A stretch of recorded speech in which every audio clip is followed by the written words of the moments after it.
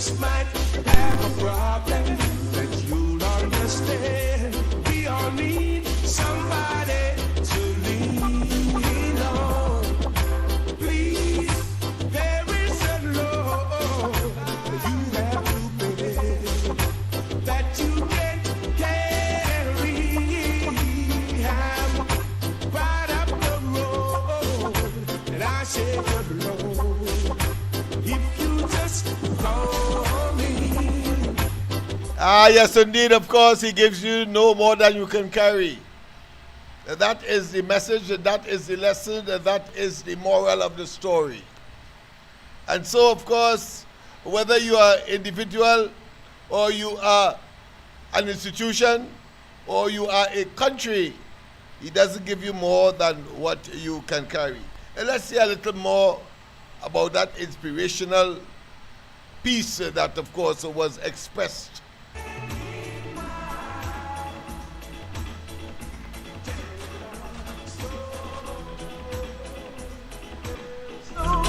Need to cry. God is standing by. Take it, Lord, so just ride out for me and don't cry. Times in our lives, we all have pain. We all have sorrow, but if we are wise, we know that there's always tomorrow. Lean on me when you're not strong, and I'll be your friend. Ah, yes, indeed, of course, lean on me when you're not strong, because, of course, there is something much more powerful, much more mighty, much more monolithic, much more potent. And that is, of course, the Almighty and Great One. Having said that, of course, a pleasant good night to all and sundry, East, West, North, South, Central, our friends in Tobago, and wherever you are, streaming on the World Wide Web. At this point in time, a pleasant good day to you. This is, yes, the corridor transformation. Of course, tell a friend, tell an enemy, tell anybody who, of course, is prepared to listen to some serious matters affecting our world. And our world here can be microscopic in the sense that, of course, it could be an island, it could be, of course, an individual country, or it could be holistic in terms of course, geopolitical issues. Whether it be, of course, Russia, Ukraine, whether it be, of course, North Korea, or whether it be China, whether it be Iran, whether it be the United States, and indeed, whether it be the Caribbean, and whether it be, of course, Venezuela. Well, Venezuela, of course, is the topic. I promised last night that we will, of course, look at the Guyana, Venezuela scenario, but in the context of understanding our geography, the geography, which comprise, of course, the landmass. It also comprises, of course, the waters of the world, and then, of course, it comprises of the various, what I consider to be social and human ecology that has evolved over time. What's the term? I think the term for the study of human beings over time in societies and so on. Anthropology, yes, anthropology.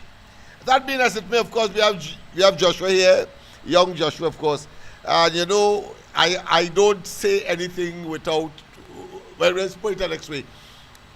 Well, without a purpose or by accident. So I'm going to ask him, of course, a question. Why he's making it his introduction, so he will think about it one time. So because you have to multitask. What is the name of the oceans of the world? The oceans of the world. Of course, you out there, young people, you think about it as well. But before that, of course, he will make his introduction, and then, of course, he will tell us that I don't think you have anything to read tonight, so I think that may be a good substitute to find out, of course, the oceans of the earth, and, of course, one or two other things that I have in mind. But go ahead, Joshua. A pleasant good night to you, and what transpired today? Good night, everybody. Well, I went up with my grandpa. You went by your grandpa? All right. When I was walking out with my cousin down in the back by him, Uh-huh. we just see a dog. Mm-hmm. Just see a dog walking, but I just see that he had a few cuts all over his body. Cuts over his body. Okay. Yeah, like yeah. pit bull that was fighting with the Oh, dog. so he was involved in a dog fight, a dog brawl. All right, okay, I hear you. And the owners, two owners, Uh-huh. On either side, pit bulls. Yeah. Okay. Uh-huh. two owners say yes, that the dog will get bites up, Mhm. pit bull, Mm-hmm. one pit bull. Mm-hmm. And the other one say that she didn't know. Oh, the other one said the owner of the pit bull. Who said what? Which one said that they didn't know? Which one said? The one in the back was walking with them, say they didn't know. The two in front walking beside the dog right here, next one right here, next one right here. And you're saying that they ought to know because that's skirmish. The dogs wouldn't do it in isolation. They'd be making noise and so on. That's all. Yeah. So are you saying that is it possible that somebody didn't see in that scenario? Yeah. All right. Okay. I All right. had a trailer, something going on the road. All right. There's somebody appeared not to want to take responsibility when you see that happening. When people are, of course, denying or not taking responsibility for something that is obvious that had in fact occurred, but claiming that they knew nothing or somehow suggesting that it never occurred. But you have a bleeding dog with multiple bites, and of course the culprit seemed to be a pit bull. All right, that is a human situation. I just we'll learn from that. Don't fight. Don't fight. Don't fight. All right. Okay. Yeah. That's one lesson. Don't fight. And the other one is, of course, maybe that people like to be deceptive, like to deceive. Right? Not deny because they don't want to take responsibility. They may have to, of course, answer to the police or answer to some compensation. You know, they may. The one that had the dog that got bitten may want to ask the one that with the dog that created the situation for money to take care of his dog, and of course It's happened in Sugar's. it happened in Sugar's, yeah. But you are talking, I never see a police station in Sugar's. Never seen a police station before. Yeah, there is one. There's a Sugar. police post. There's a police post.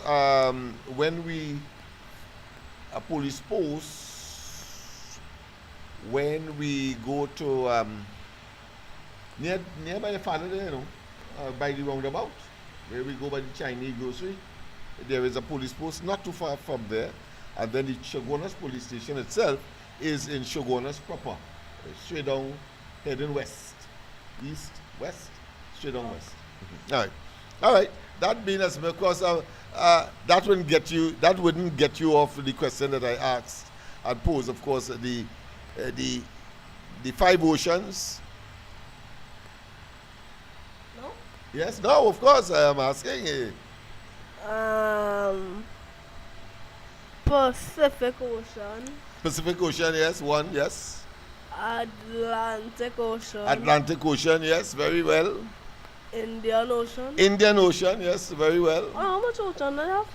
Say five, let's say five. Indian Ocean. All right, Okay. yeah. Look, I was going to say Caribbean Sea, but No, but that's a sea, not an ocean. Yeah, because the ocean is bigger than a sea. All right, you have the northern. That's called the Northern Ocean or the north, and then you have the Southern Ocean as well. Mostly, of course, a lot of ice close to the North Pole and the South Pole. What the North Pole and the South Pole would be famous for? being cold. Being cold, that's right. Ice. Yes, ice. And name the continents. Because we talking geography. Let me just put up the map there. Yeah, name the continents now. Yes, quickly, boy. Oh, yeah. Okay. Yeah, let's hear. You counting? Yeah, counting. Oh, so ocean is seven. Huh? 7 ocean. I tell you ocean. I tell you continents. So Yeah. continents. 5 continents. 5? Yeah. Maybe that's 7. Well, let's check them out. If you know 7, let me hear them. So, Europe, Europe, right? That's 1, yes. Asia, Asia, 2, yes. Australia. Australia, what? You're going good, boy. Voila.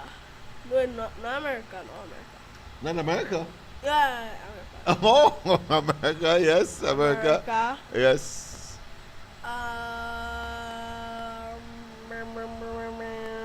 It's hard. Asia. Asia. You didn't say that already? No. All right, okay, so Asia. So let's go them over again. Let me hear. Europe, Europe, yes, okay. Australia, Australia,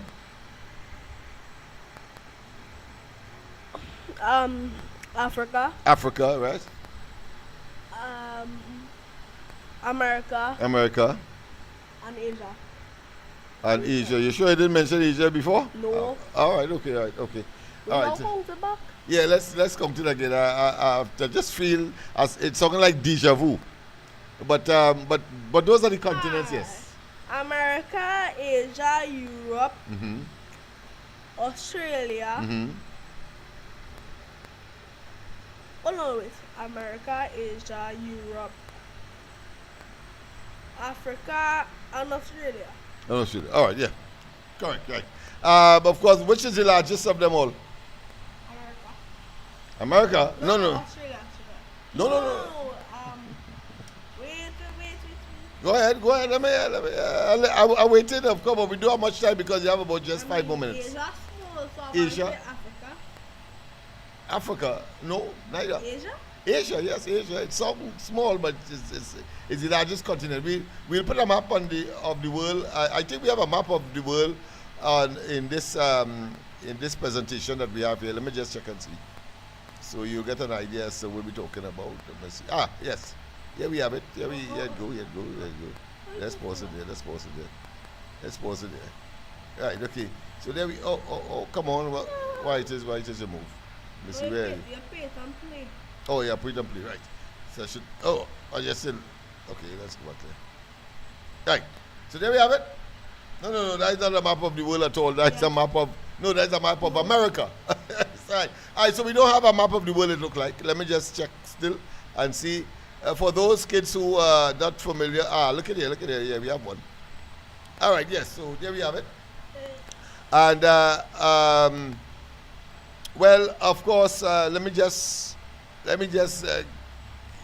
identify them for you.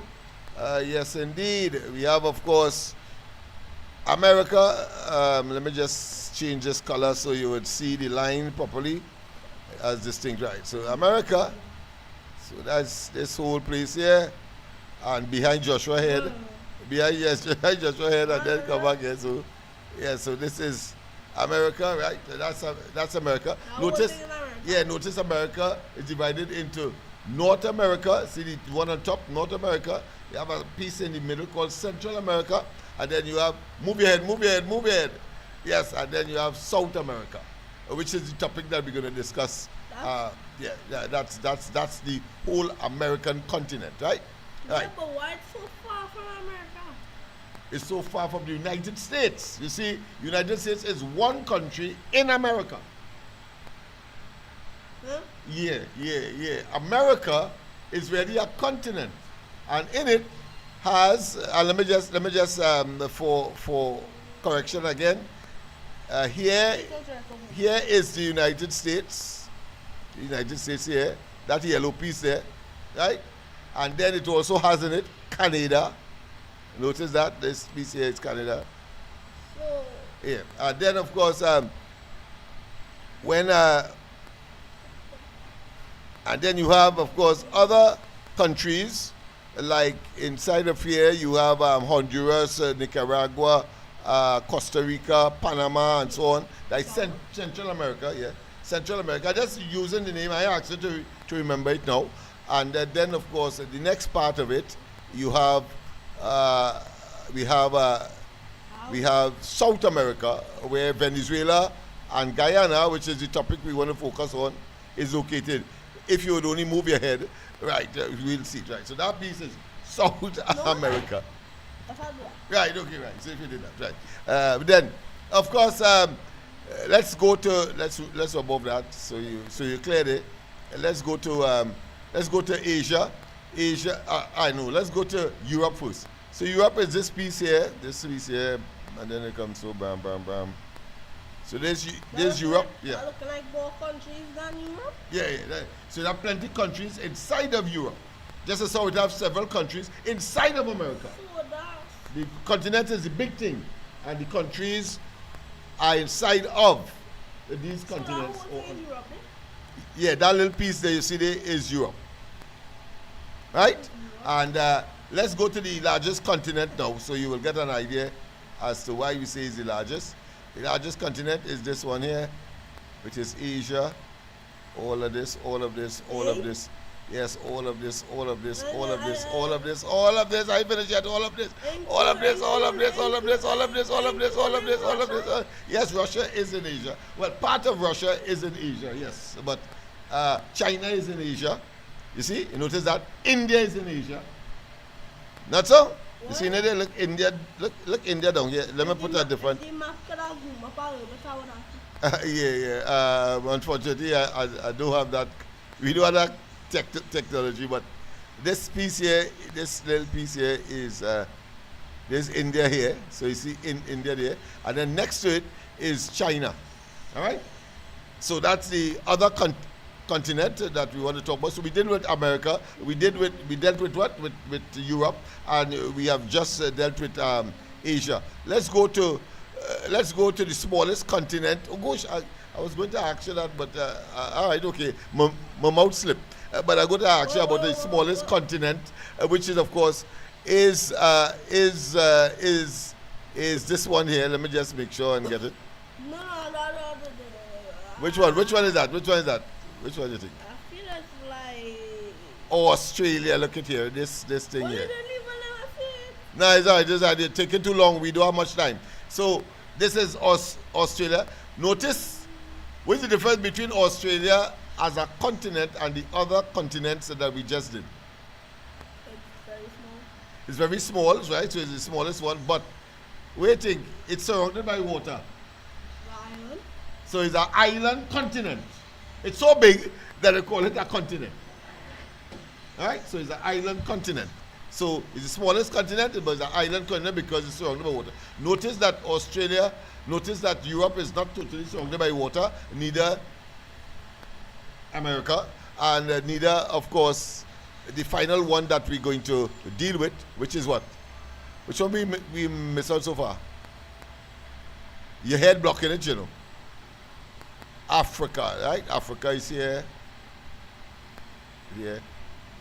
Right? Africa. But we're not into Africa. It's more up here in the back of America. Well, good. So now you know, right? And the ocean that separates America there, you see in America, and Africa, it's called the Atlantic Ocean. That is the Atlantic Ocean. The ocean, one of the oceans that you mentioned earlier as part of the. You didn't say Atlantic? Yes, you did. Pacific, you said Pacific, you said Atlantic, etc. I remember that. Yeah. And so the continent that separates Africa and America, the American continent that is the Atlantic Ocean. And of course, that is in the middle here. Let me just make sure that we get it clear. Let me see a different color, brown, all right. And so that is the ocean here. That's the ocean here. If you would move your head, the ocean here, right? There's the ocean here, the Atlantic Ocean, right? All right. So that's where we are, people, of course, and I trust that was a good piece of geography for you that we did right here, of course. I should have put it, of course, on the Should I have gone to the classroom? No, I think we are good here because I don't think we have that map or that facilitation in the classroom setting as yet. All right. So, any other thing that you want to share with us? We have just done that. Of course, tonight, as I said, we will be discussing the whole question of the Guyana Venezuela situation, and of course a part of it will be, of course, the geography of these places. You know the good geography? Yeah. All right. So there we have it. So I'll put it back there. Right. So I'm not. So it's not right. Any questions that you want to ask quickly before you leave? When you had to go to school tomorrow, you had to rest, and then you say that your legs hurted because you were playing whole day. And I just asked Mommy to check your books because you have tests this week. Hey, let's say, any parting words?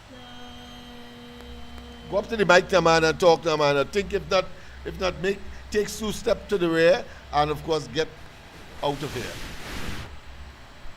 What? Do like Jesus and leave us. Do like Evel Knievel and leave. Saturday, I'm going to stay on this program whole night. I'm all right. Yeah. Saturday is yours. I'll wake it later. Saturday is yours. So I can't complain. Saturday is yours. People, incidentally, of course, on Saturday we may start a little earlier, so look forward to that. Maybe around 6:30, 7 o'clock, because we want to make sure that the kids are not up too late, and there's no need for us to have it late. And of course, we want to get other kids involved around that time, because usually just after that is bedtime and so on. So we want to make sure that we catch more, as much young people as possible, to, of course, share with the C and the CXC, and of course adults will have to look at the school leaving exam, which we will take on board as well as part of our education thrust or efforts. Yeah, you were saying something? Give me the children from like in the planning. Yeah, children from around here, and of course persons who may be in their homes all across the globe, all across Trinidad and Tobago, all across the Caribbean, and may be watching, because we have the same time zone, same time zone, so that we want to make sure that we catch as much as them. To see you go on the board, for example, and work out an addition, let's say fraction, vulgar fraction.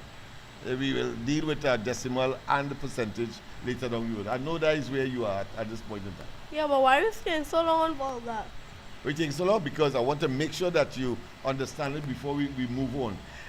In education these days, when a child or a student cannot pass your exam, long time, teachers used to teach us, right? And when they're teaching us, and they give us a exam, they are saying they vex because you pass the exam. In fact, they used to say, he can't pass my exam at all. But they teach. Well, these days, there's a change in attitude, a change in direction. So they say that if it is you teach and a child cannot pass your exam, it means that teaching didn't take place. So they put the onus on the teacher. So if the child can't pass the exam, teachers, you simply did not do your job. All right? And so that is the new philosophical ethos of the concept of student, teacher, or teacher or instructor, and of course student relations. All right? Anything else? Next week Friday's field trip. Next Friday field trip. Okay. All right. Well, you have a chance to talk about it tomorrow in your 2 or 3 minutes tomorrow. All right. Bye-bye. Bye-bye. Bye-bye. Bye-bye. Bye-bye. The whole of Saturday are coming and taking over everything. Yeah. Saturday. I noticed the last time I gave you I told you not to change the chair. Yeah. I noticed that when I gave you the opportunity to carry on the show, you run out of time, even though the show was still had some time to go. Why that happened? I don't know what to talk about. You didn't know what to talk about again. All right. I hear you. Okay, my son. Bye-bye. Love you. And I even asked somebody, I even asked people in chat. Thinking of some questions, nobody answer. Nobody answered, right? So therefore you were left in limbo. So you say, well, look, I done with that. All right. No problem. Right. All right, son. Bye-bye. And have a wonderful sleep and dream and get up early for school tomorrow. Yes, people, of course, once again, of course, a pleasant good night to all and sundry, East, West, North, South, Central, our friends in Tobago, and wherever you are, streaming on the World Wide Web, a pleasant good day to you. Yes, I did not, of course, invite you to the classroom setting tonight. But of course, what we are going to be talking about tonight is a continuation of yesterday, but from a different perspective. Notice I have put up the map of Venezuela and Guyana. And the first thing I would like you to observe is that just about a quarter of Venezuela is in, well, put another way, the Atlantic Ocean, South Atlantic, the Atlantic Ocean touches the shores or the coastline of Venezuela. However, all of the Guyana's coast is touched by the Atlantic Ocean.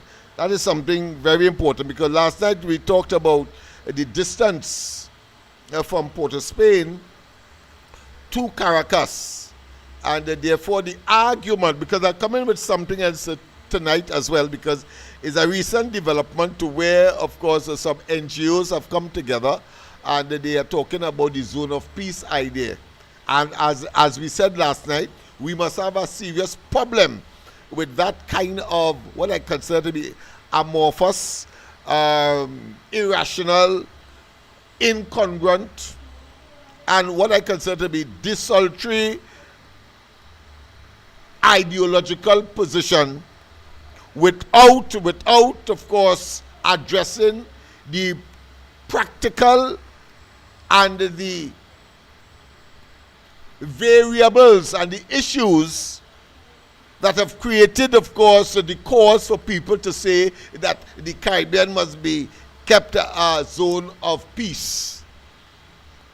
If you have someone that is creating or has created the condition for the concept of the zone of peace to be eroded, to be poisoned, to be disrespected, for want of a better term, to be invalid. If there is a player inside of there where the idea of groups, countries, islands are saying that the Caribbean should be kept as a zone of peace, then all the factors, all the variables, all of the players, all of the stakeholders, especially those who have contributed to a violation of the concept of the zone of peace, must be taken on board and, where necessary, taken to task. Not so? How the hell? Because the Americans are in the Caribbean Sea and their agenda may well be regime change in Venezuela, how come no one is, of course, talking or were talking before so that the Americans could have been preemptive, should I say prevented from coming in, whether they have wielding a big stick or not, and they have that option. In other words, if Venezuela had stuck to the agreements, more than one, do you think we would have had the threat and therefore those who are bellowing now to be kept a zone of peace? Would they have had a case? Would they have had a cause? My humble position is they would not have had a cause. And therefore, it is almost asinine, if not asinine. It is foolish, it is contradictory, it is self-defeating if you are referring to the United States only, and one has to assume, because of the plethora of concerns about the breach of this so-called zone of peace, relating to the focusing on the Americans, and total silence on the human violations and degradation and the economic fiasco and the political, what I consider to be avarice, if not political greediness, lacking, of course, democratic transparency, undermining the electoral processes, objectively and otherwise, and taking over, commandeering the institutions of state. The serious institutions of state. And having said that, I am tempted, of course, and it will be remiss of me if I do not mention on the question of institution of state, to mention the Rowley PNM administration that attempted to undermine the constitutionally protected Police Service Commission, the constitutionally protected office of the President, yes. The undermining of the electoral process by abusing the parliament to say that you must postpone a local government elections unilaterally, and unilaterally going to, of course, the parliament, especially with the most slim of majority, are talking about 22 seats as opposed to the opposition 19 then. To say that you will expand the number of electoral districts in Tobago prior to the monumental defeat of the PNM, in spite of their efforts to go into the parliament with their slim majority, and of course increase the number of electoral districts in Tobago from 12 to 15. From 12 to 15 people. That is the epitome when people, of course, cannot identify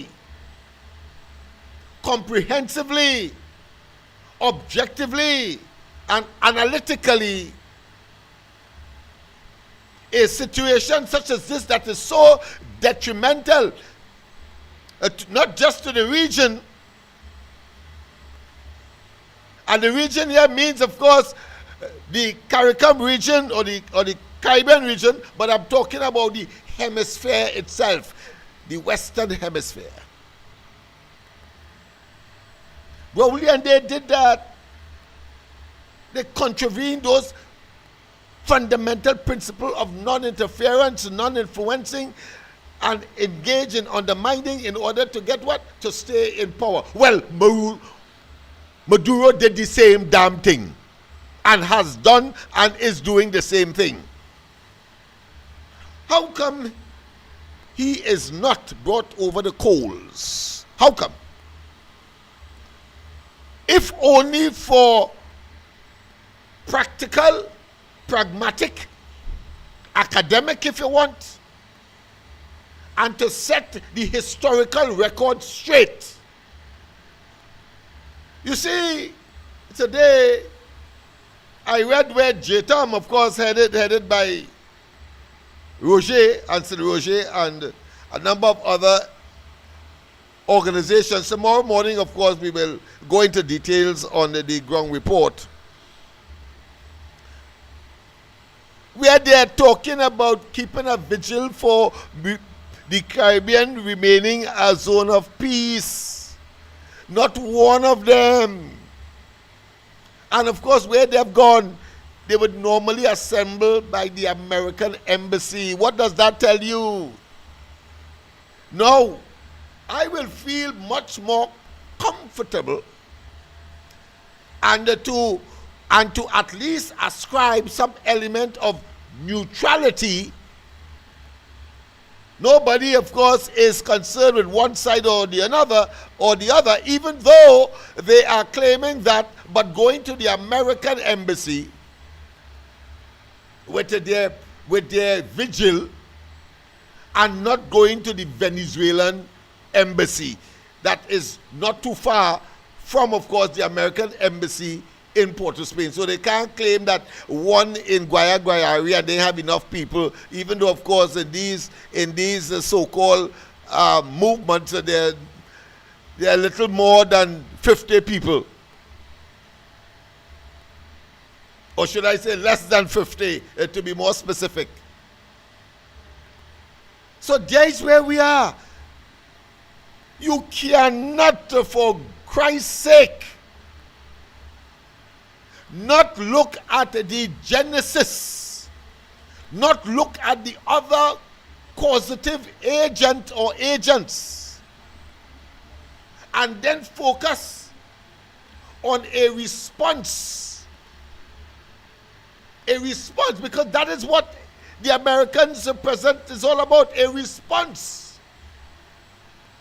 Having, of course, allowed the progenitor, the originator, the person that generated the genesis,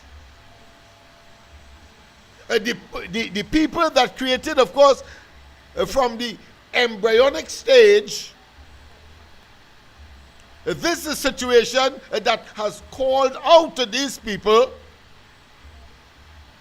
who are now protesting and are now having a vigil with respect to keeping the Caribbean waters or the Caribbean community of countries or nations or islands, whatever you want to call it that, whatever you want to call it,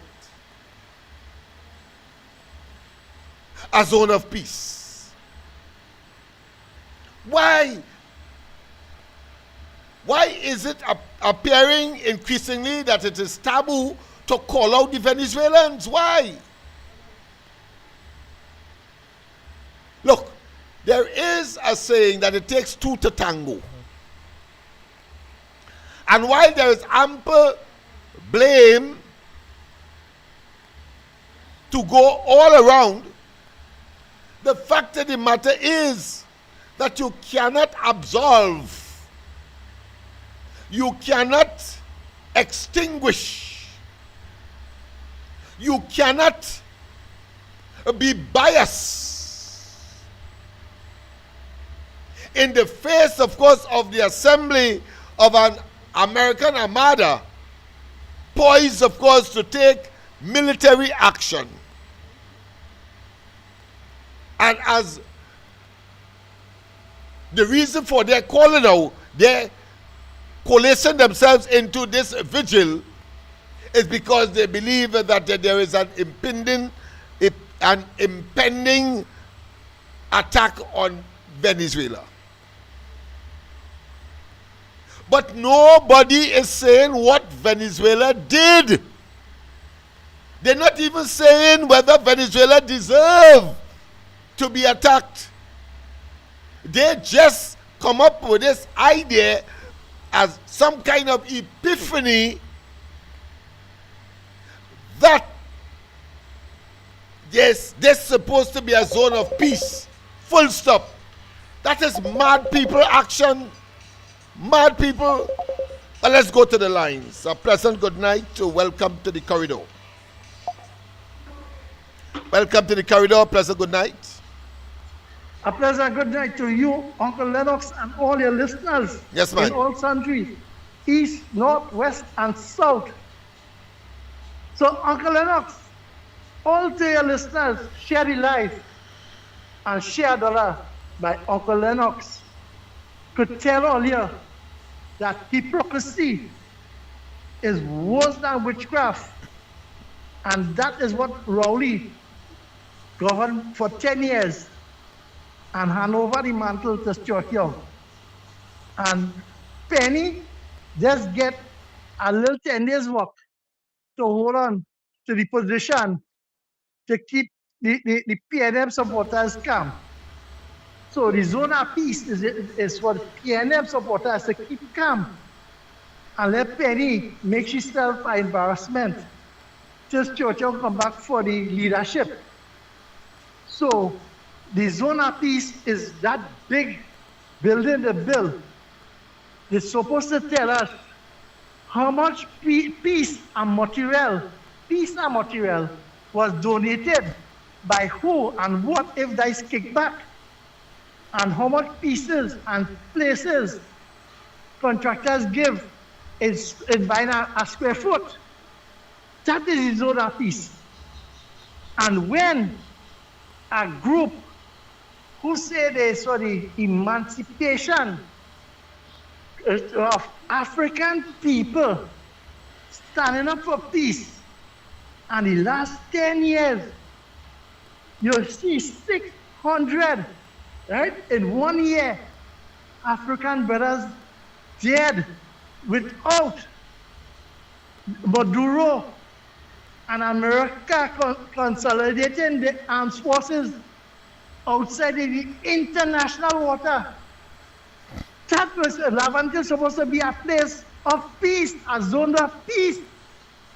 And you see the hypocrisy are the people who say the Emancipation Committee leaders and executive, tell them when the East-West corridor to Diego Martin in the poor area to have a zone of peace and equality.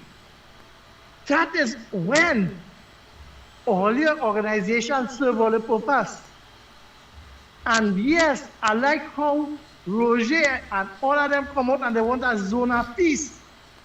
But you see, when they want a zone of peace, they're supposed to ask why this petroleum refinery and the divers and them cannot, and the wife and children can get peace of mind and settlement and a peace of closure for the family who was killed in a pipeline. But you see, when the port had 12 years of negotiation to settle outstanding, not negotiated, and you didn't get it, they're supposed to be a zone of peace because work like a slave and don't ask for your money under the PNM. So when you're talking about zone of peace, is when a member of parliament who serve in a government, brother can have $5 billion from a little palace shop, bank, to a merchant bank. That is a zone of peace. And when a financier could get a blasting license from a commissioner of police and some high-level prime minister or somebody in a ministry could take up that license and drop it for a contractor in Tobago, that's supposed to be a zone of peace. And when the Ceylon land is developed without certificate clearance and proper approval, because they make it public, that's supposed to be a zone of peace. So you see, when East Port of Spain showing now on TV that how dilapidated and stink them government NHA houses, that didn't happen in 6 months' time. That's supposed to be a zone of peace. But you see, if people remember just the last election where Rowley fight with the EBC, it's comparison. And when you check up the Caribbean, these fellas and them, that's why they won the Caribbean Court of Appeal. So you see the mischief makers, and you see it have a St. Vincent fella benefit under the PNM, under Patrick Manning, 25 million US, how much US, and he keep borrowing, and Liat, how much they keep giving. So you see, it hand over within feed from we water in the Trinidad water. Eh? But you telling me that we supposed to be a zone of peace? Then why it is around Guyana? Guyana is our brother in trade. Why it is? They're not talking about Guyana supposed to claim what is their own. The arbitration court supposed to give arbitration. Maduro recognizing that. Eh? International water, what happened in international water? These fellas are an organization to put it in the right way. They're too damn fast and going and interfering with people's business where it concerns them. Talk about internal things, what's supposed to be and fix. Because this thing about internal and zone of peace, it don't take it away from my development plan. Because my development plan is what we're looking at for betterment in this country. Because here what's going on.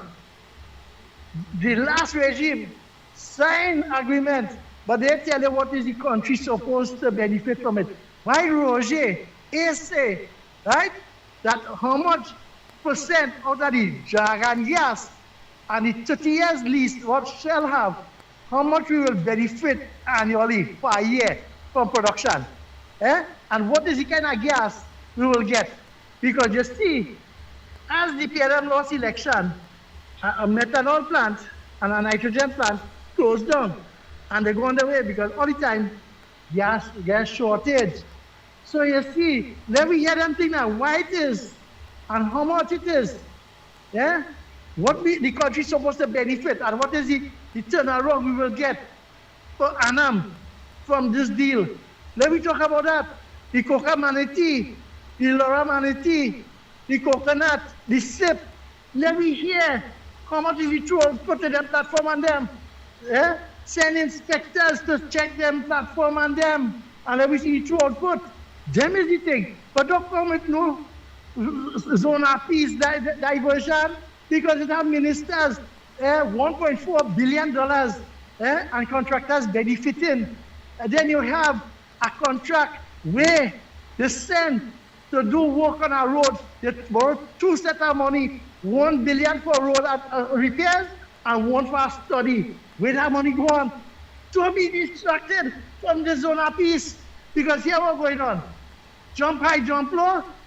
If Donald Trump sent one of them jets across the Venezuela, just imagine them have a bomb which is over 200,000 pounds.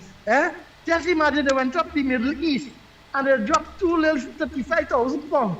They built 4 craters in the Middle East. They mash up the bunker and they go and they find oil.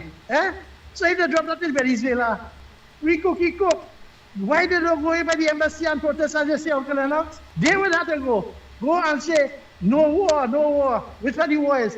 But you see, they're talking about illegal immigrants and them have more rights than the citizens and they're causing havoc.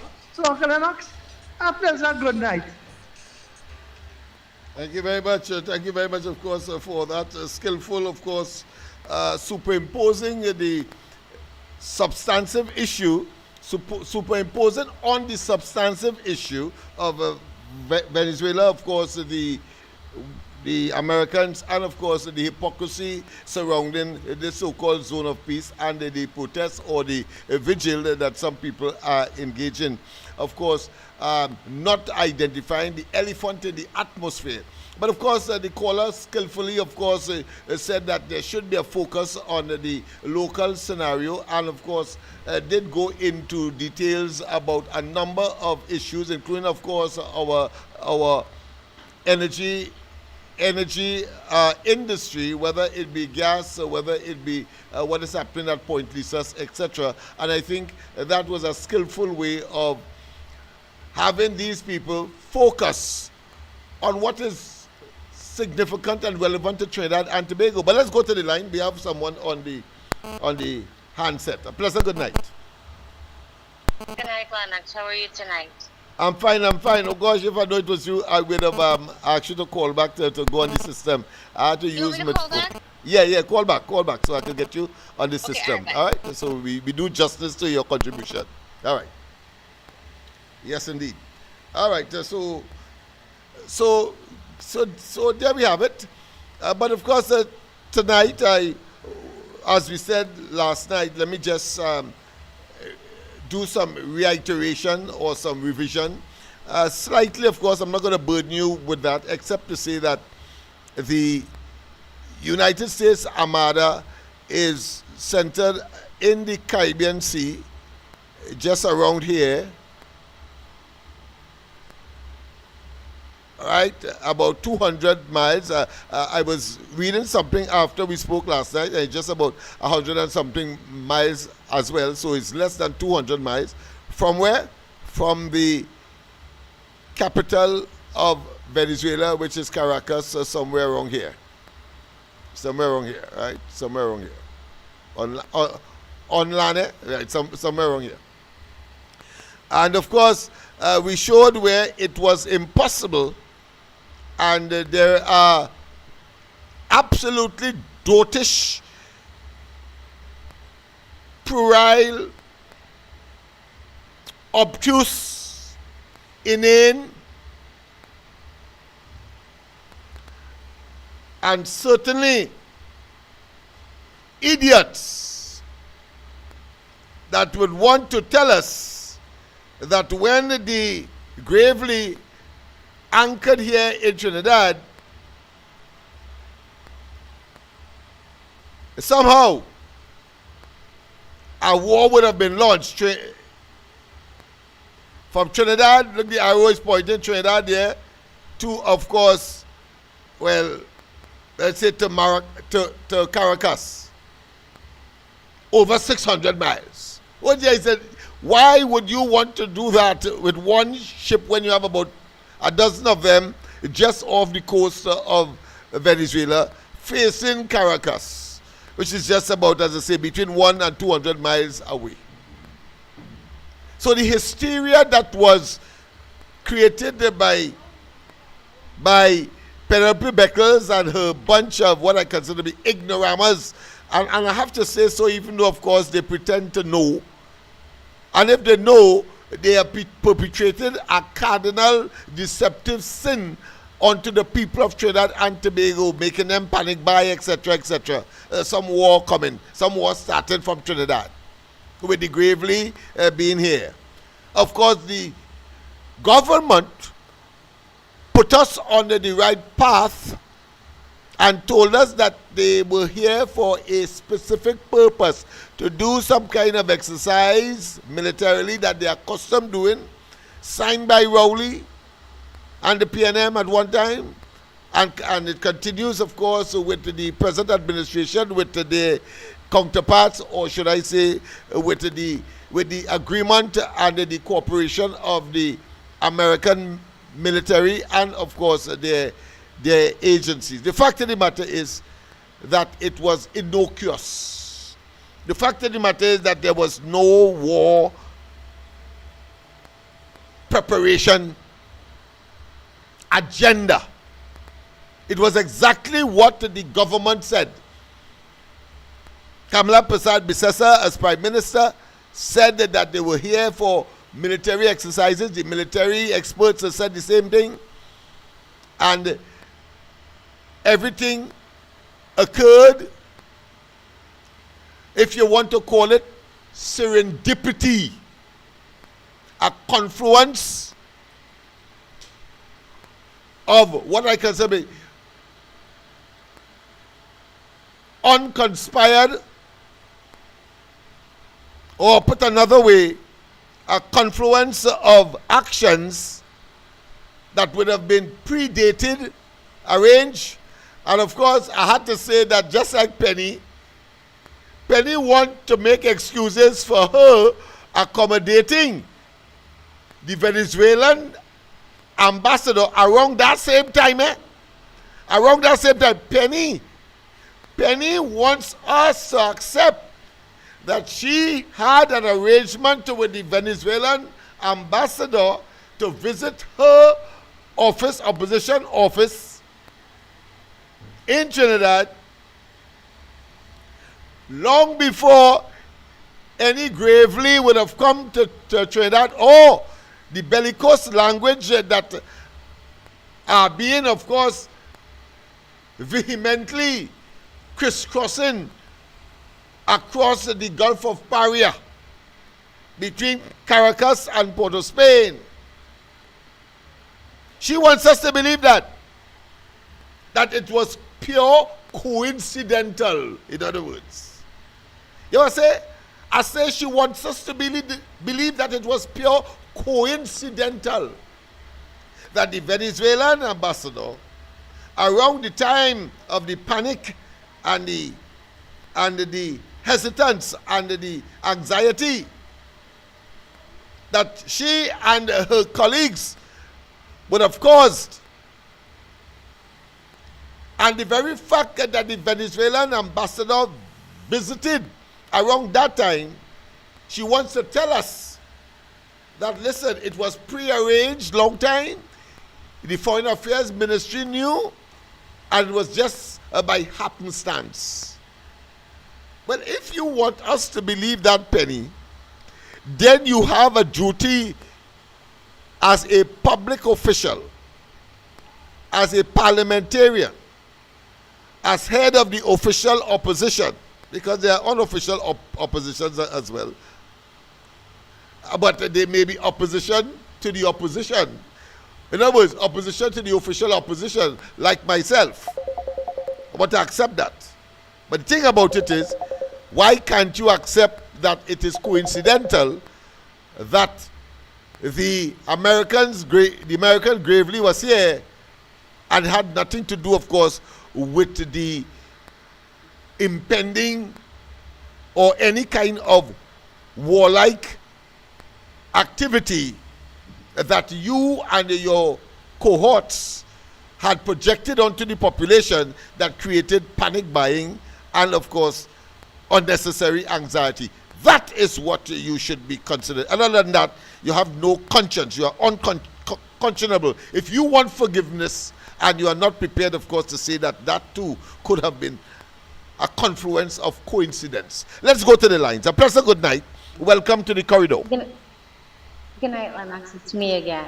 Yes. I wish I knew more about the history of the PNM's relationship dating back to Dr. Williams with Venezuela.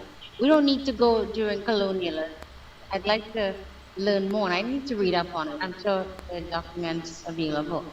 But I want to talk a little bit more about the U.S. relationship with Venezuela and the entire Caribbean, which is CARICOM.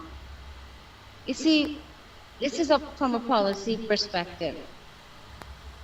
The United States has a very strong security interest in the Americas, and even in Canada, and also in Mexico. And it goes to the Panama Canal, to South America, and then of course the whole Caribbean.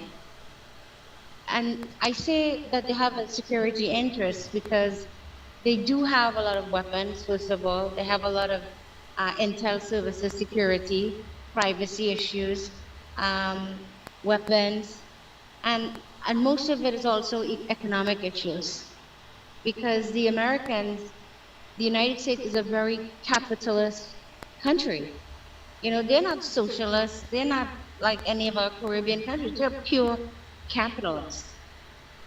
And I believe that this whole issue with Venezuela, if we look at what's going on with the whole South America, they just gave Argentina, 20 billion, 40 billion US dollars?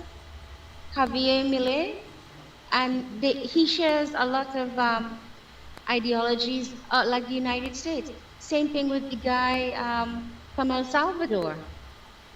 So Venezuela is a piece that's missing.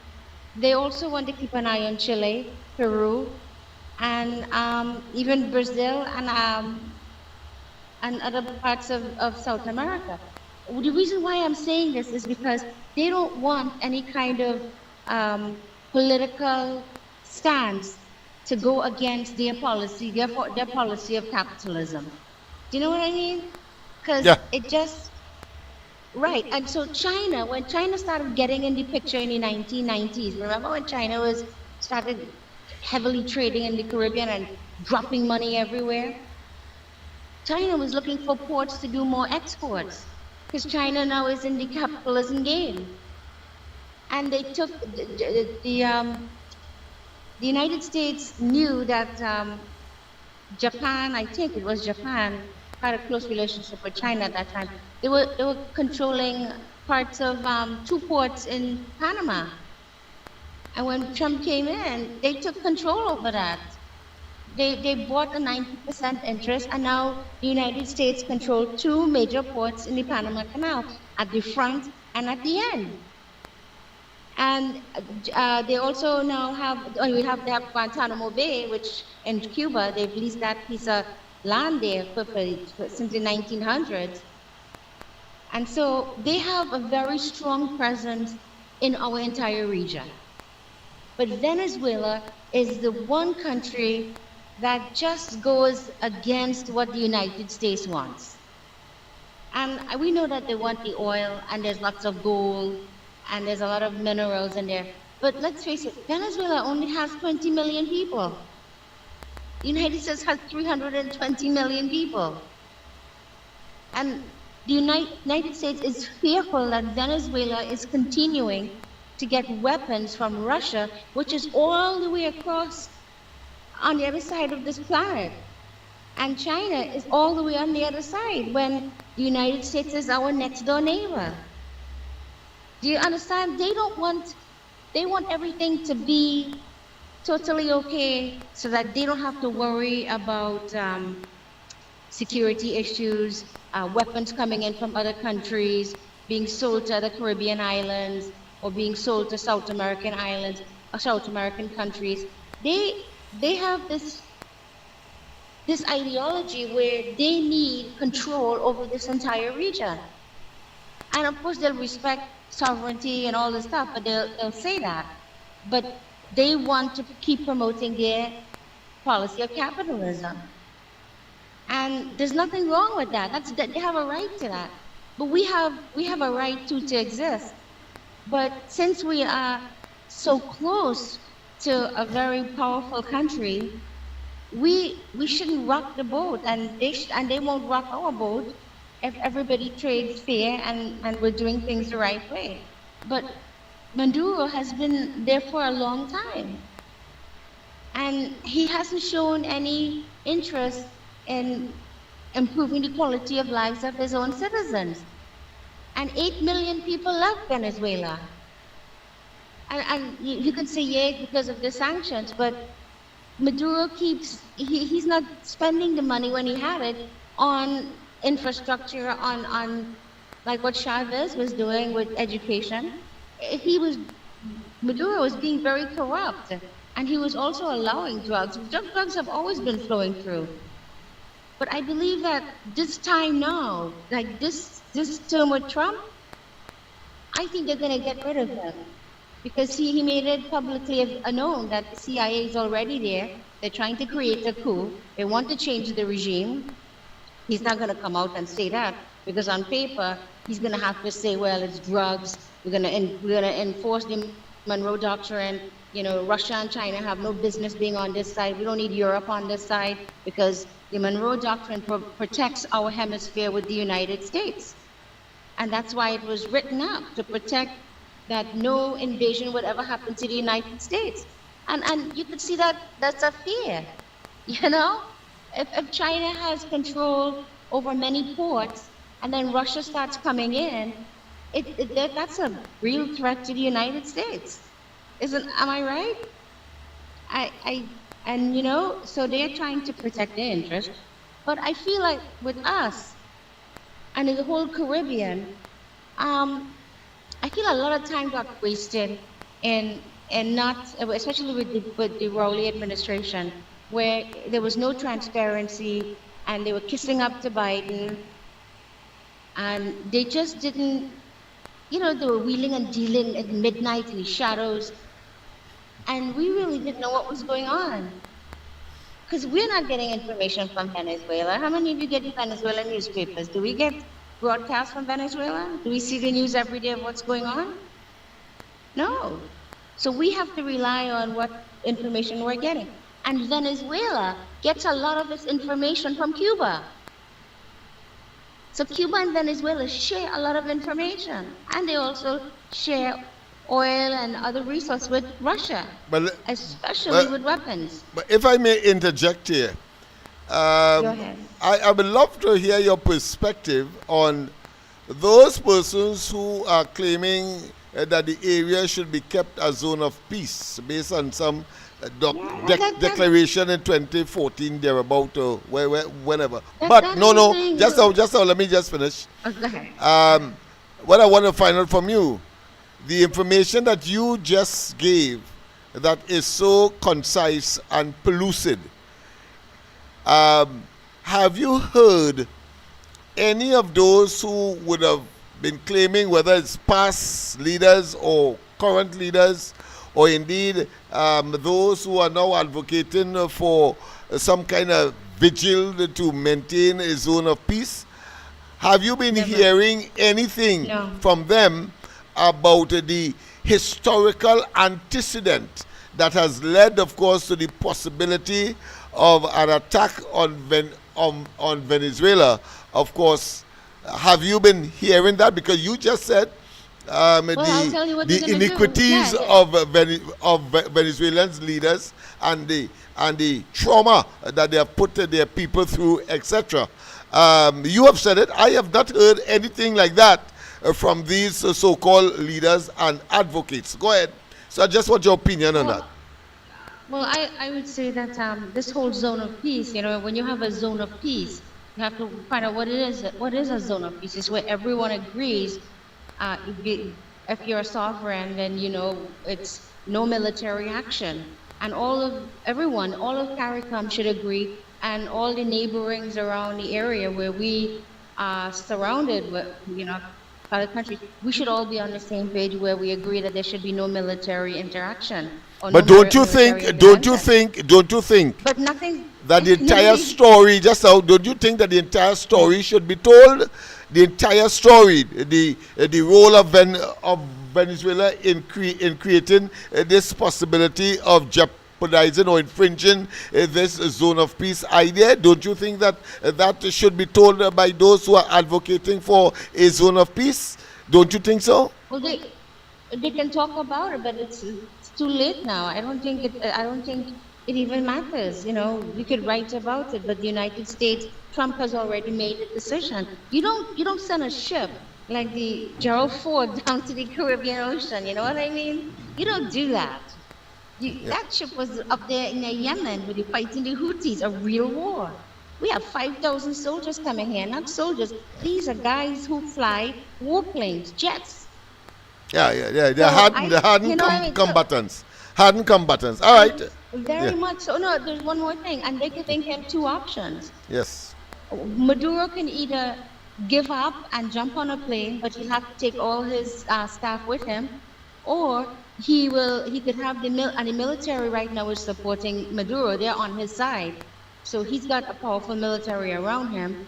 Or the military can turn against him and take that $50 million ransom, split it among themselves, and remain in government with the new leader, with a new leader that's selected. I think, but not necessarily in government, but to be part of a transition towards, of course, a democratic rule eventually, and free and fair elections. All right.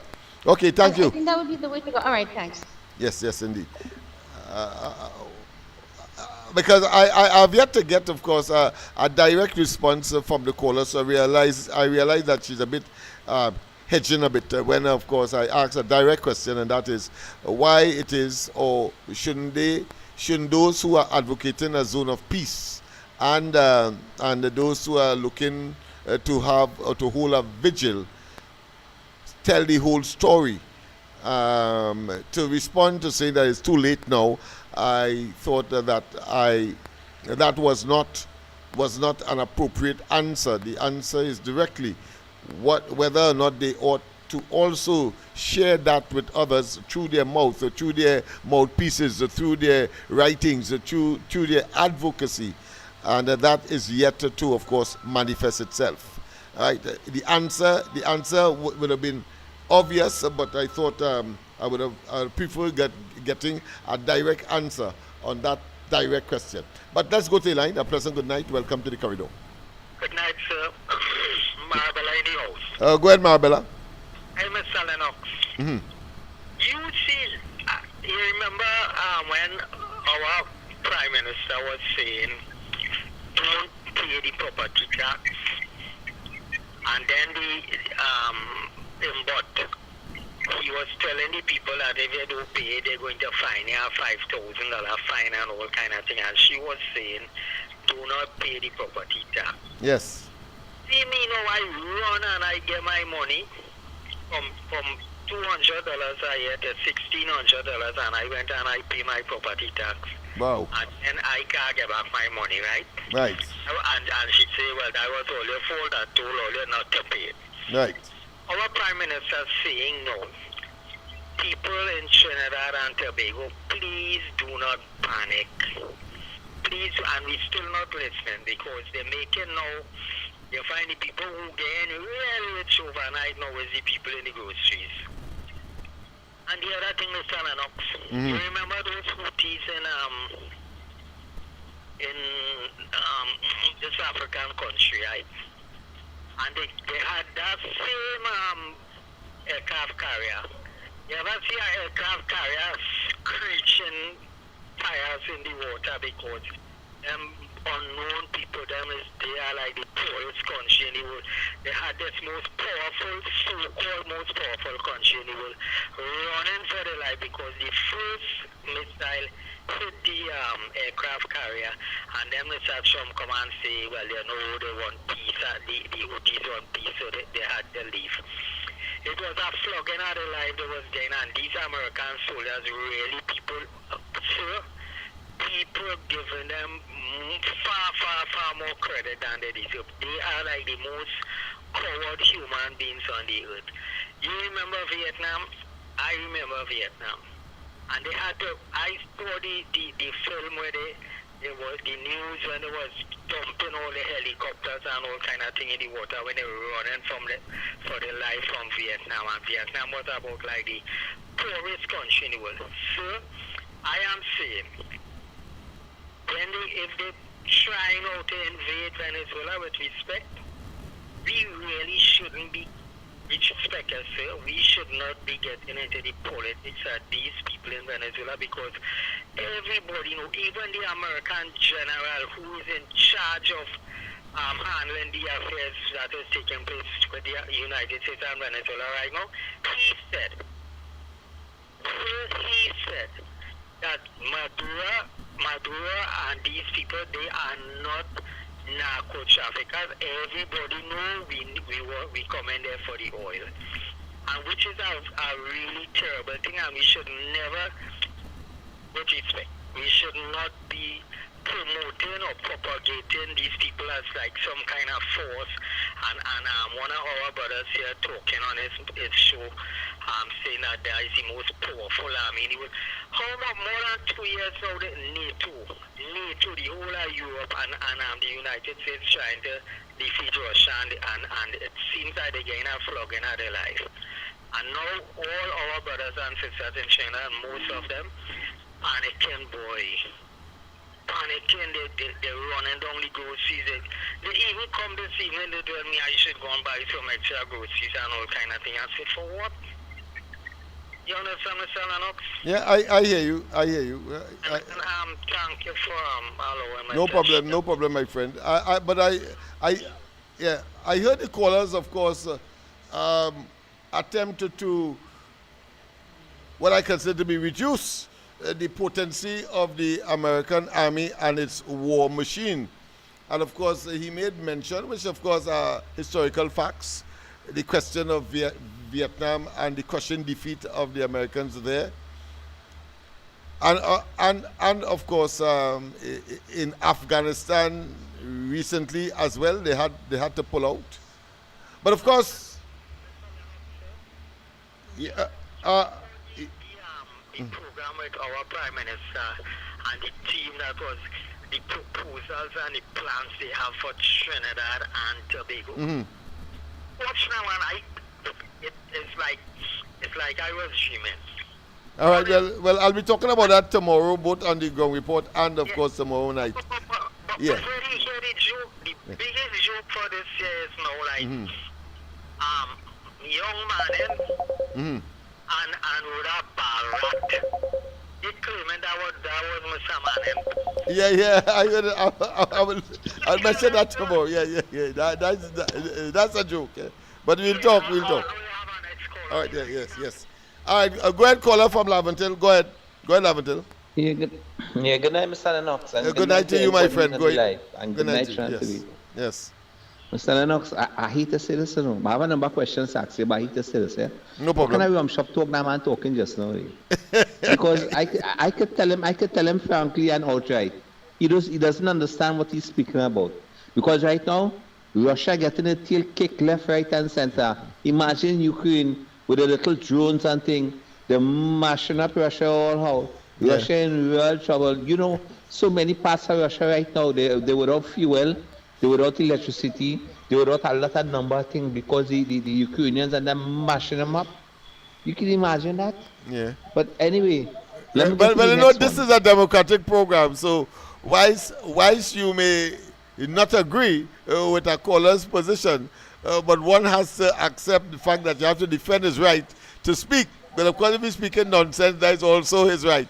But go ahead. All right, the next thing is, let me ask you a question, Mr. Lennox. Yeah. Is Trinidad and Tobago at war with Venezuela, or America and Venezuela is going to engage in any kind of military confrontation?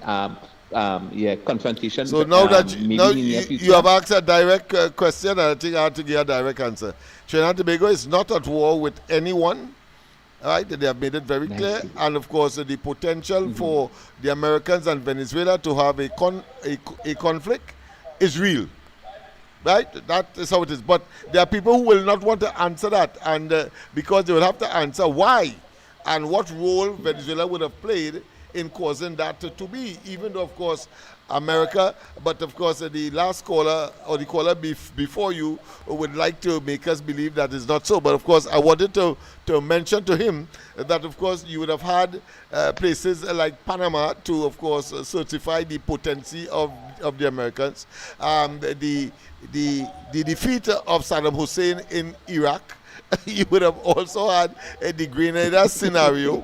I mean, and we can go on and on, right? So to tell me that that is not the most powerful country in the world, most powerful in terms of its military might, I think, of course, is somebody who have been sleeping for too long. Maybe he might have had a dose of what I consider Vic Van Rimpel, which of course was the fellow who went to sleep when the American Civil War and the War of Independence took place, and when he get up, he was only talking about His Majesty and Her Majesty. That time America had become a republic, and of course have a president and war finished all of that. And so Rip Van Winkle is the story. Yeah, so again, he have a right to speak. The thing about it is we have enough, of course, to counter that, and you have done well because I was going in that direction. But thank you for, of course, assisting me. Go ahead. Yeah, well, let me further advance this whole thing. Yes. I saw the news tonight, and CNC tree, where it's calling the PNM tree, right? Using a particular narrative, talking about this zone of peace, right? Yes. Lennox, when I look at the people and them who was there, it's barely a handful of people talking a heaping set of nonsense. Talking about you could hardly get 50 people. 50 people, yes. These cause. But they wouldn't go. Venezuelan embassy is around the corner. And they wouldn't go there.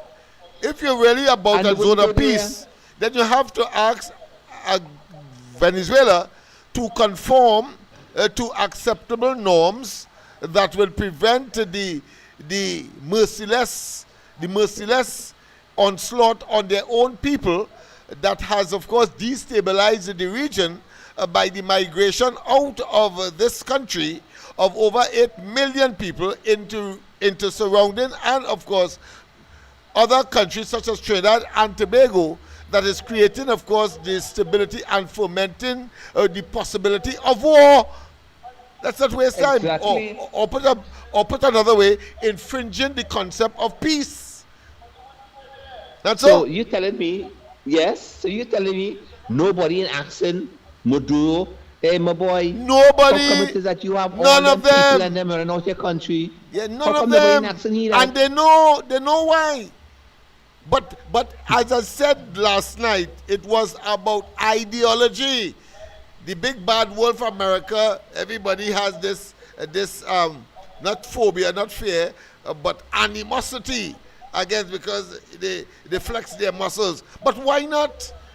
Why not? Exactly. Look, Russia trying to do that because they believe that Ukraine will join the EU, The or European sorry, Union. the NATO.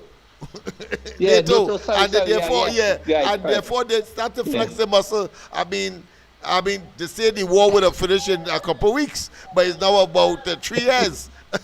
So, as you rightly said, Boy, you they telling could me? try. Yeah, I think I one more thing before I go. The Go other ahead. joke is this, yeah. right? And some people will probably get vexed with me, but let me tell you something. Go ahead, man. You know, Mr. Lennox, Yeah, I hearing you usually talking about this zone of peace with Kafa Kamban and all these people, and they said that jokers, yeah, right? And I am thinking about, wait now, but this is not the same man who fought tooth and nail to put this ugly big nose man in office, right? Who mash up the country, right? Thank God he come back at the end, right? And kind of like help stand up for the coalition, right? Yeah.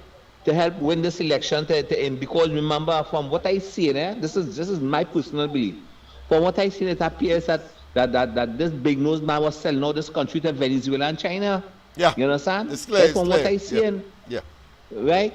And now I hear this man talking about this zone of peace. I want to ask you, when our sons and them 644 or I can't remember the exact figure, die in 1 year, right? By guns and ammunitions and gang related violence and things, right?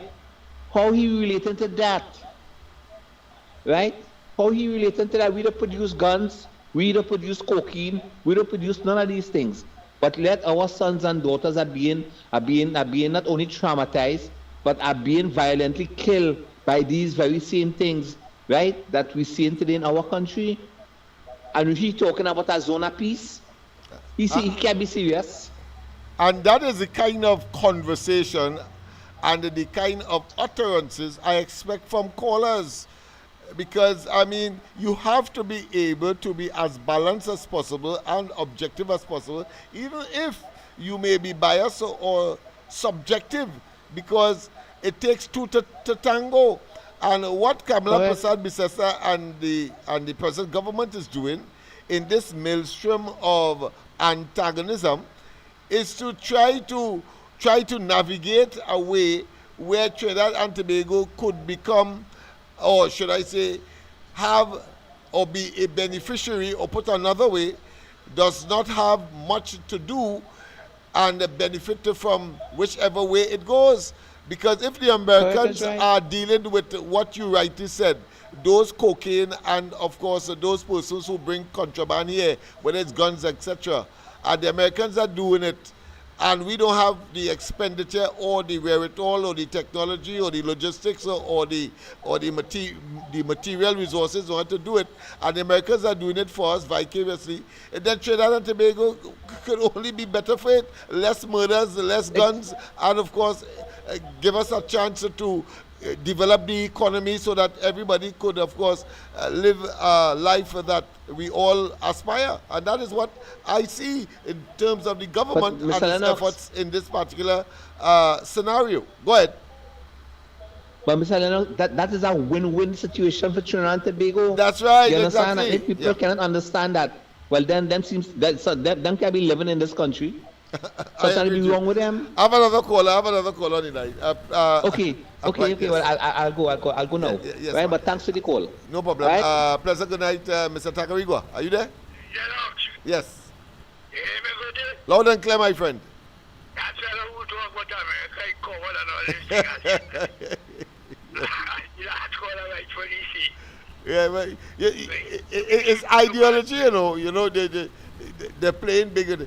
You will lose some, you will win some, but of course, one should remain dominant. That is very important, and he cannot argue because you notice he would have stayed clear from that America is, of course, the hegemony, the sphere of international influence and power, and you can't get away from it. It's the largest economy in the world. It's the largest, of course, standing and, of course, a professional army in the world, and on and on. Yeah, they may get a defeat here and there and so on, but he failed to mention, why I was concerned, because he failed to mention the successes of the Americans. You see, and once you catch a man only talking defeat and no success, then you know, of course, that he has a hidden, well, I don't want to say he has a hidden agenda, but certainly he has a reason for not telling the total truth. I'll put it that way. Go ahead. He need to go and join short tongue and them. He's a madman, watch. Yeah, madman. All right. Yeah, go ahead. If you want to know the truth about Vietnam, Yes. you need to go and look at a movie called The Green Berets. The Green Beret. Yeah, I think I saw that. Yes. With John Wayne. And you will see the true story about Vietnam. Yeah, but I mean, the role of the Americans in the Second World War alone is they alone single-handedly I'm stop telling you why. end the Second World War. I get so vexed when I hear you talking. Yeah. But actually, last call I take him on in full. Yeah, but people have convenient amnesia, and it's for you and I and others to, of course, revisit and to tell them that is a revisionist position that is not nestled in reality. And the next one come back tonight to talking crap. I see you try to take you up, but you continue. Yeah, actually a direct question, whether or not the people who are now claiming that the Caribbean should remain a zone of peace, one, and two, that they are engaged in vigils and so on, whether or not they have a duty to tell the entire story as it relates to Venezuela, rather than remaining concerningly silent on that matter. But she said something else, and I thought it was time to terminate. Go ahead. Yes. Talking shit, man. I hear you. I'm glad we cut you off because she couldn't have grown up in America. No need she America. And just come on the book of the talk all them crap French already. Eh? Yeah. Oh, she joined short tongue on them. So time for the man out to them, so. I hear you. All right, we will talk tomorrow. Yes, man. Yes, man. Thanks very much, of course, for calling. Yes, indeed. All right, people. So the substantive matter, the point why I kept that map on the screen is to give you a vivid perspective. Last night we looked at, of course, between Trinidad and Caracas, 600 miles, whereas the American flotilla was just about 200, some say 100 miles off the coast of Venezuela, facing Caracas. Trinidad and Tobago is nowhere close to Caracas. But what I want to do tonight, of course, is to show you, because I want to focus on bring Guyana into the discussion, but also to put it in a geographic perspective as well. That out here, if you see the marker, you will see that this is the Caribbean Sea. All here, the Caribbean Sea. And Trinidad is just about here. So there's the Caribbean Sea, and you will notice that almost 3/4 of the Venezuelan coast, that's the point I am making, just around here, is within, of course, the sphere of the Caribbean Sea. Right? Let me just put something to show Trinidad and Tobago so you'll get an idea where Trinidad and Tobago is. Look, Trinidad and Tobago, put it in the yellow here. Right? So there's Trinidad and Tobago in the yellow circle. And of course, you have the Caribbean Sea. All of this, of course, a sea is a large body of water partially surrounded by land. So there you have it. That is why we have the archipelago called the Caribbean Archipelago, meaning that a series of islands stretching, in the case of the Caribbean, from Trinidad in the south to Jamaica, essentially, Cuba really in the north. All right, so 600 miles one way.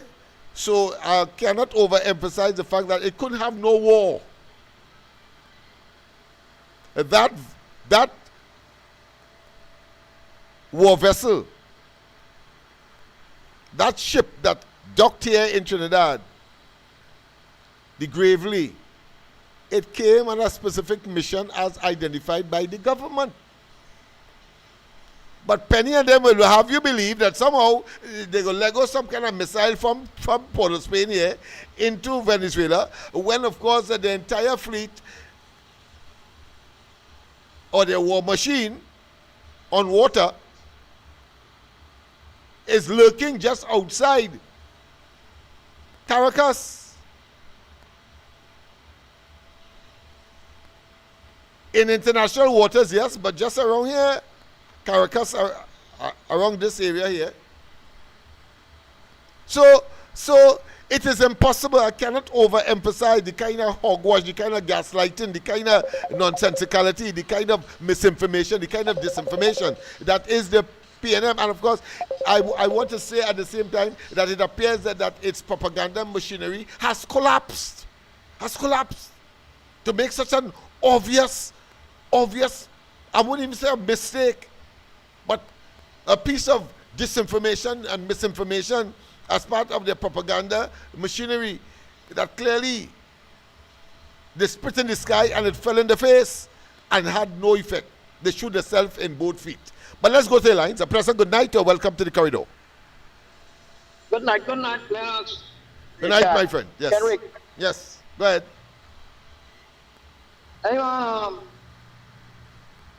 I see. I don't know if that's true or not. I see like Maduro want to negotiate with the United States, telling that they give him safe passage to get somewhere safe in a different country and all his family. But if he wants safe passage now, I believe it's too late, because why is he never reached that stage and was showing, of course, his recalcitrance or his resistance. Certainly with that armada on his doorsteps, while that may be a motivation, if I was the United States, I not trusting him. Yeah, but he believes that Russia will help him and China, but they're not going to help. They're not going to waste the time to come from so far to come down there for that. No, they don't. They wouldn't do that. So that's a no-no.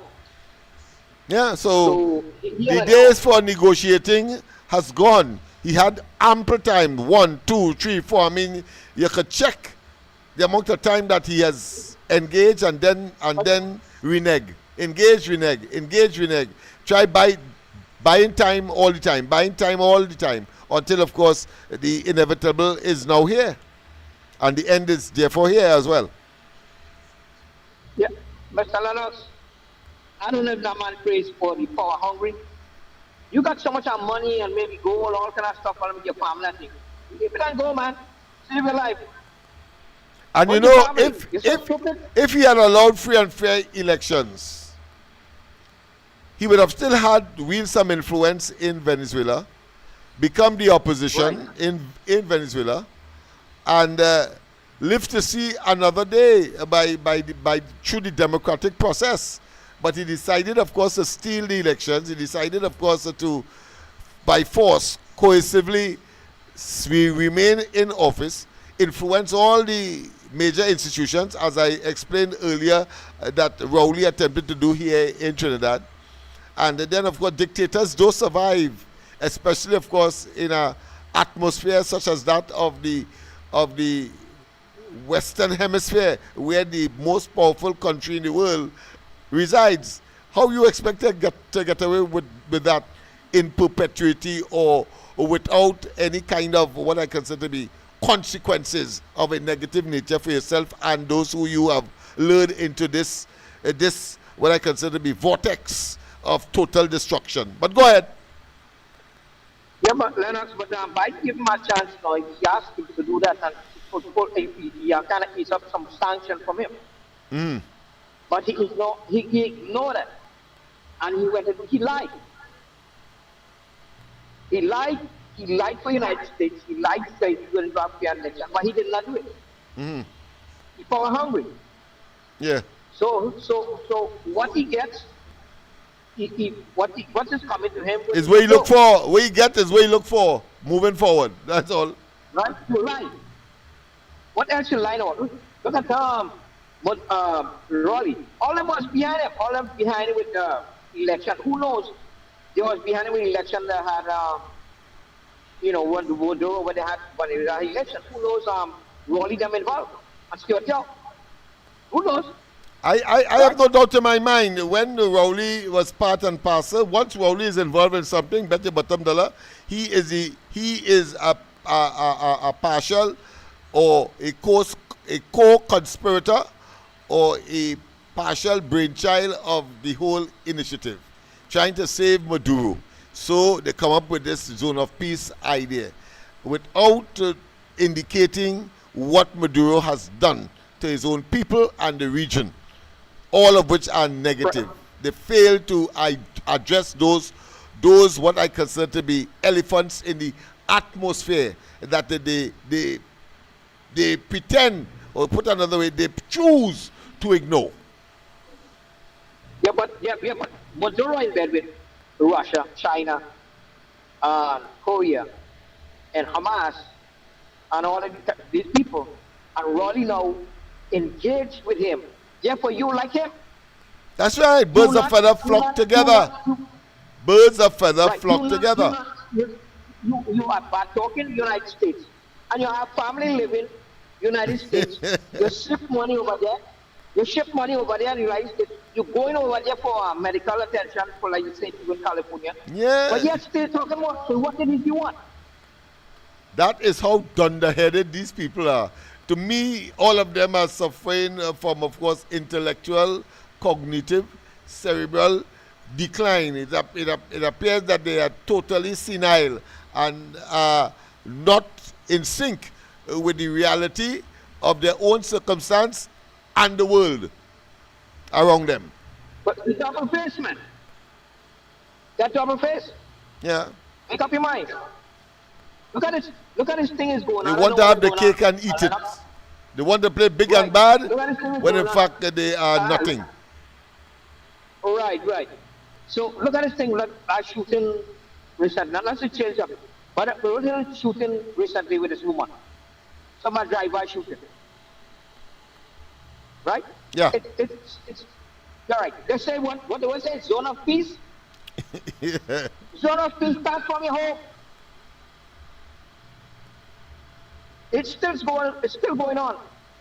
Yes. Violence still going on, killing women over there. That's right. Yeah. They are repressing the people. They are attacking them. Assassination. Yeah, they're attacking them. You can't buy that guy. Especially if they talk against the government or against the regime. I wouldn't even call it a government, but against the regime. A bunch of what I consider to be just like the PNM has morphed into a criminal enterprise. Well, it's the same thing with Maduro. He has assembled a criminal enterprise. Exactly. So you have in menace over here. Yeah. Over there. All right. But let me go. It's closer to 10. All right. I had to go. Yes.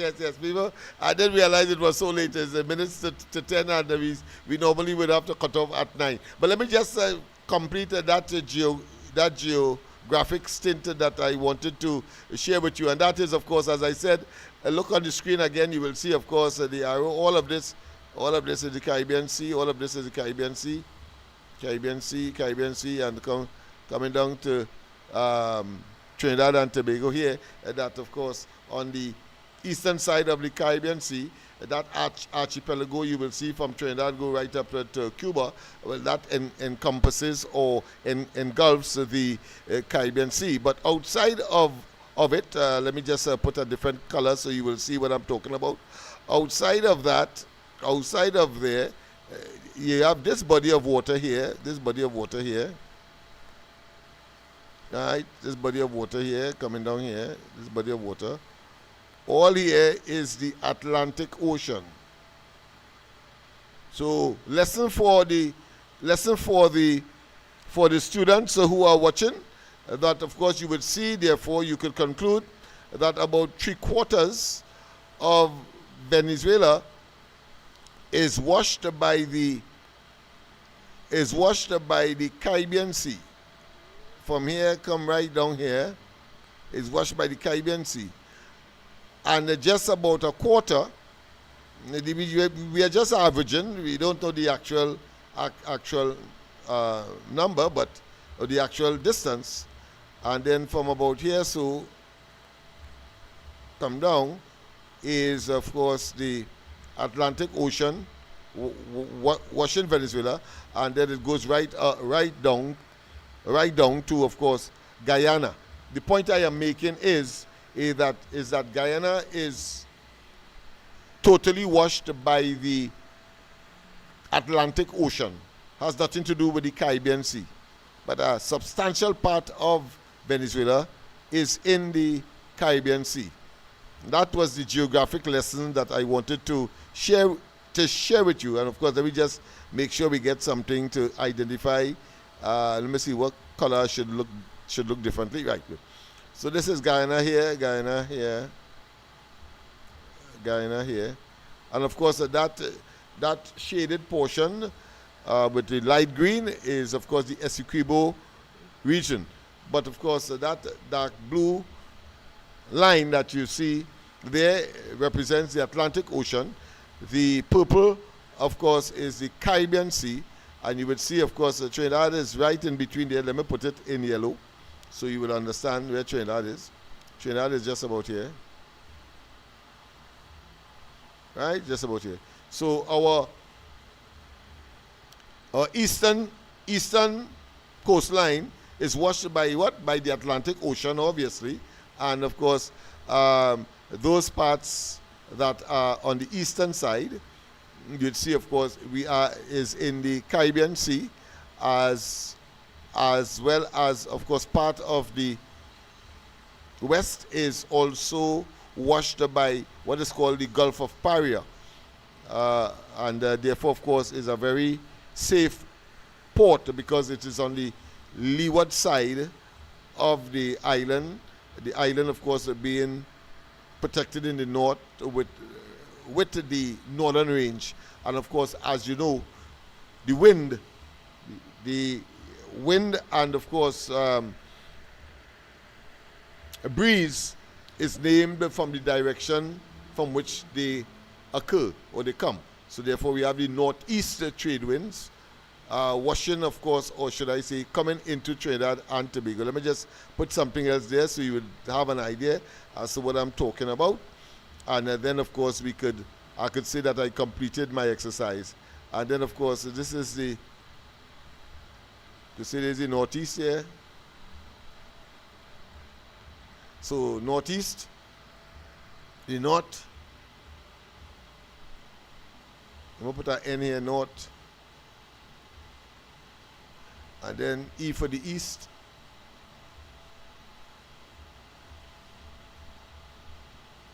Right. So the northeast trade winds that comes into Trinidad and Tobago, and then of course hits the northern range, and of course its force is reduced, and then of course you have places like Carenage and so on that are sheltered from all of that powerful wind that comes from the northeast of Trinidad and then comes in. So it will touch Toco first. So Toco is usually hit very hard when, of course, some powerful tempest comes our way, like a hurricane and so on. All right. So I think I have completed that exercise. I just wanted to make sure that you understand that just a small portion of the Venezuela and its coast is touched by the Atlantic Ocean, and of course all of the coast of Guyana is washed by the Atlantic Ocean. All right.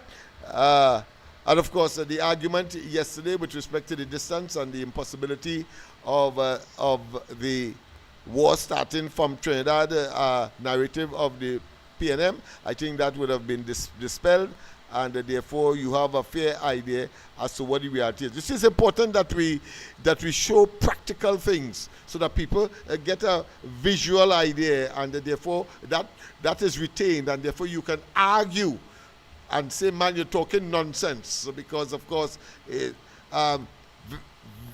Venezuelan capital is so far away from Trinidad and Tobago, over 600 miles. And of course, the armada that has been assembled offshore, or should I say in international waters, but in the Caribbean Sea, obviously, the Americans I'm talking about, is just about 100 miles away, right? And therefore, there's no need to come to Trinidad in order to start a war. Dismiss that one time. All right, people? So have a wonderful rest of the night. God bless. Of course, I'll see you tomorrow morning on the Ground Report, Andy, Mikey, and myself, as we continue with these and other issues. All right? We will end as we started, of course, and that is with, of course, being able to be assertive, being able to be forthright, and we can express that, of course, in song. All right, let's take this final call. I will take this call because I love the contribution of Mr. Well, we call him now Mr. Grandy. Go ahead, Mr. Grandy. Yes. Good night to you, Brother Lennox. Yes, good night to you. And I like the little conversation you had with Joshua. Yes. 5 continents. Yes. 5 oceans. Yes, man. It was inspiring, and he did well. Yes, he did well, Yeah, well, you have to encourage them, and that is just the beginning of what we are going to be doing in places like East Port of Spain, Lavantil, Beetham, Sealots, of course. They have to know that they are people too, and they can learn, but of course you have to have the people with the right temperament, because they are not, all of them, most of them are not, well, let's say, born with any kind of mental impairment, so they can learn, but you have to be able to find the right formula for them to, and I taught at Piccadilly Government, right, not too far from Nelson Street, not too far from Duncan Street, not too far from Piccadilly Street. So I am very familiar with these young people and how they think, and how their parents think, and how the community as a whole think. Yeah. Education is not a priority, however, and therefore we who understand it must, of course, try to make it a priority, even though, of course, we may not be directly involved in the family, arrangement, so to speak. But go ahead. Yeah, and you have to make it interesting too. Yeah, you have to make it interesting too. Yes, I see. So how will I do geography lesson tonight?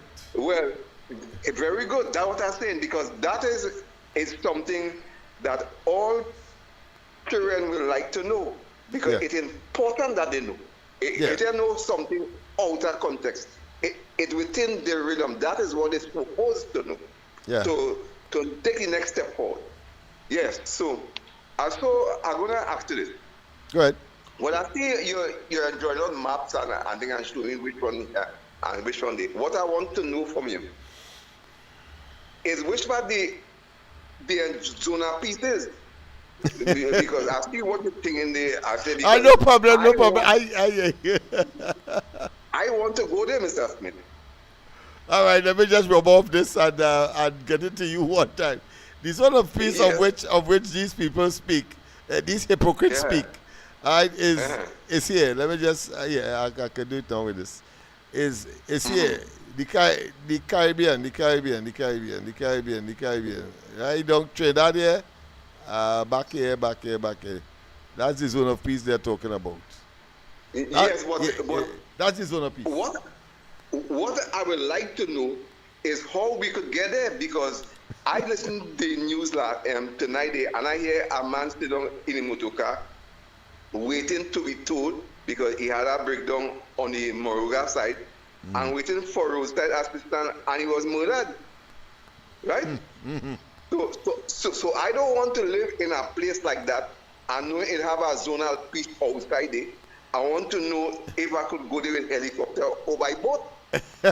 I ready to you have a way of rationalizing things. I think we're coming from yeah.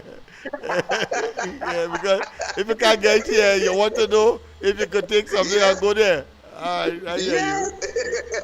I hear you. I don't want to stay too long because I know time is it's up. time up. I will say good night to you. Yes. And tell Joshua for me to keep up the good work. Yes, Thank you, will do. All right, my friend. Thank you very much. Yes, indeed. Yeah. Yes, people.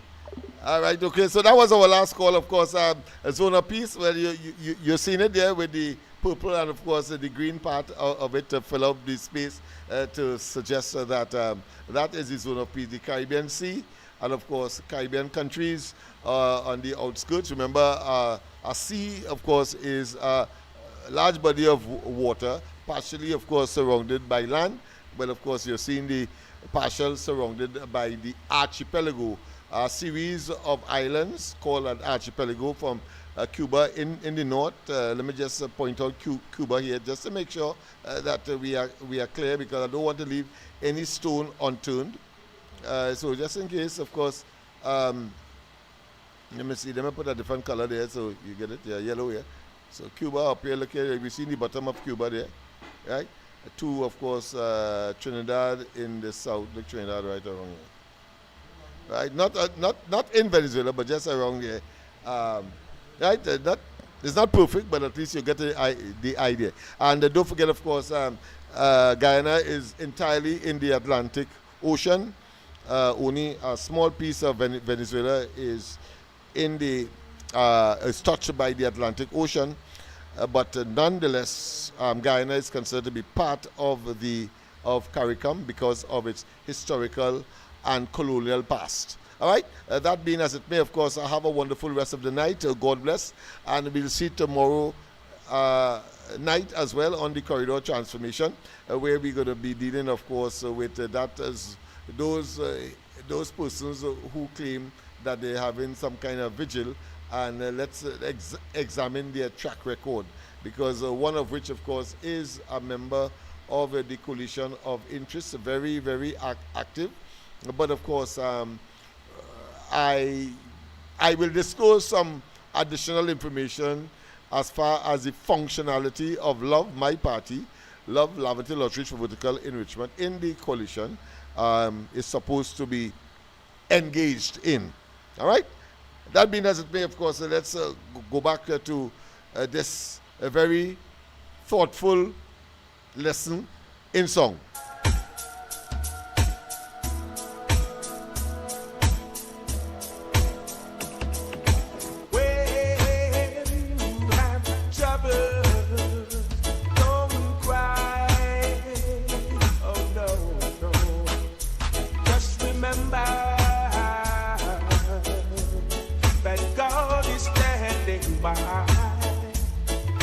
Hold on, yeah.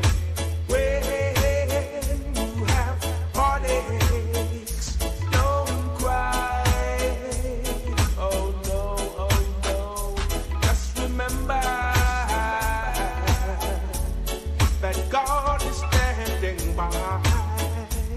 Sometimes when your burden is down, just remember God is standing by. Thank you, Lord. So there's no need to cry. Oh, God is standing by. Thank you, Lord. So don't you worry and don't cry. No. When you have troubles, don't cry. Oh no.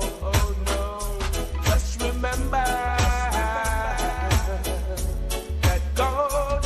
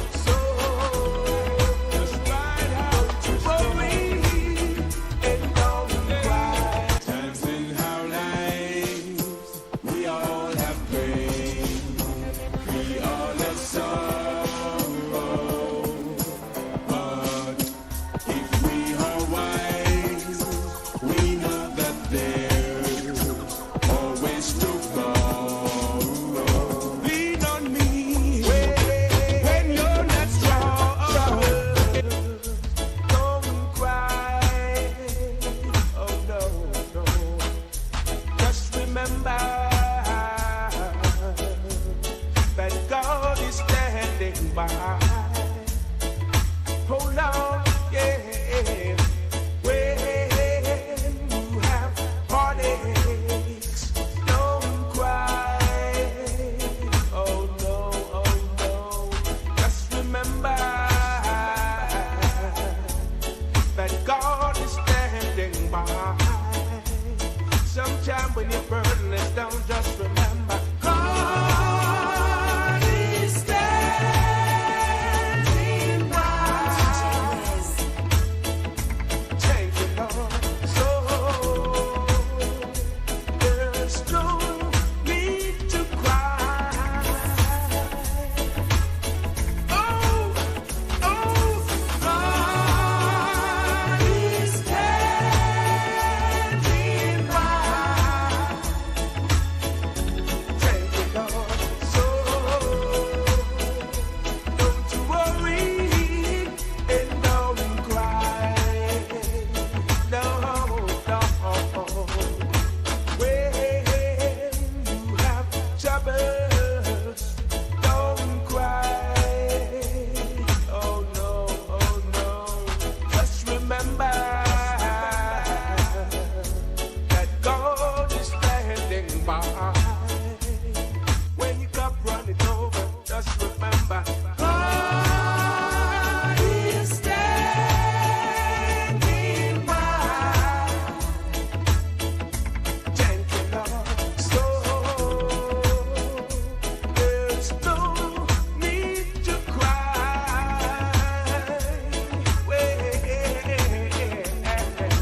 God is standing by. Thank you, Lord. So just ride out your worry and don't cry. Times in our lives, we all have pain, we all have sorrow. But if we are wise, we know that there's always tomorrow. Lean on me when you're not strong, and I'll be your friend. I have to carry on, for it won't be long till I'm gonna need somebody to lean on. Please swallow your pride.